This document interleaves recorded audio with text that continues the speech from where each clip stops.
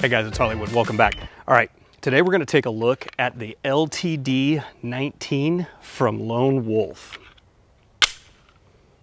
Now, hopefully I don't have to tell you who Lone Wolf is. If you've been in the game for any period of time, especially modifying Glocks, you already know. Lone Wolf has been doing this for decades. In fact, they were one of the first to start making aftermarket parts for the Glock. And they've taken those learnings from the past 20 years and applied it to the LTD19. All right, let's get into it. And first off is the grip. Look at how nicely profiled that grip is.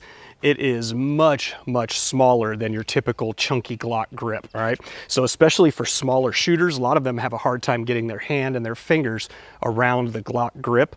You're not gonna have that problem with this one. It also has an extended beaver tail that comes off the back here, and it's cut up higher so you can get a higher grip on the gun. And the trigger guard is already undercut, all right? It's lifted up to prevent that Glock knuckle. The little takedown lever wings here are already extended, so you don't have to buy extended aftermarket ones. And likewise, your slide stop here is one of the extended ones. And it does have a flared magwell on the bottom here.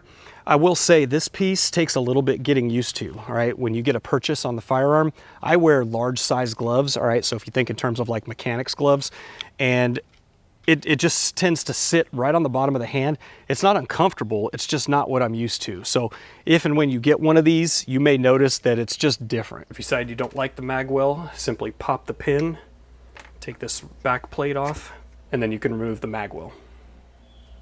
And it also comes with a replacement back strap, so if you wanted a little more palm swell to it, to swap it, remove the slide, and then notice this little tang right here. So to remove that, from down inside, you can actually see that tang right there. Simply push on it, slide the old one off,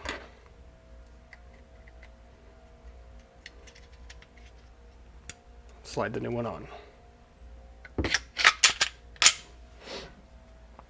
Actually, I think I'm going to leave that one. It feels just a little bit better. And you can probably also tell that they reduced the typical grip angle on a Glock. Now, the only two OEM Glock parts on this are your iron sights and the trigger. And if you think about it, it kind of makes sense. Most of us, those are very intimate parts, and we all have a favorite that we like for either the trigger or the iron sights. So they left them OEM, figuring people are probably just going to take them off anyway. There's your closer look at the relief cuts on the slide. Has forward serrations front and back.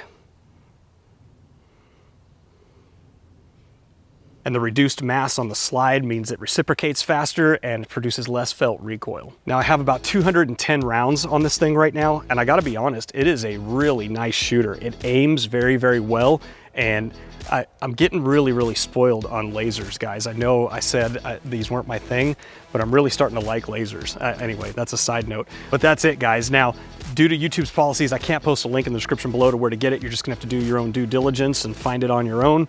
But hopefully, if you were in the market for one, or you had seen it and you were interested in some of the specs, that gives you some of what you need to know. That's it, guys. I appreciate you watching. If you did like this video, do me a favor, give it a like down below. Thank you for watching. I appreciate your time. Lots more videos to come, and I'll see you in the next one.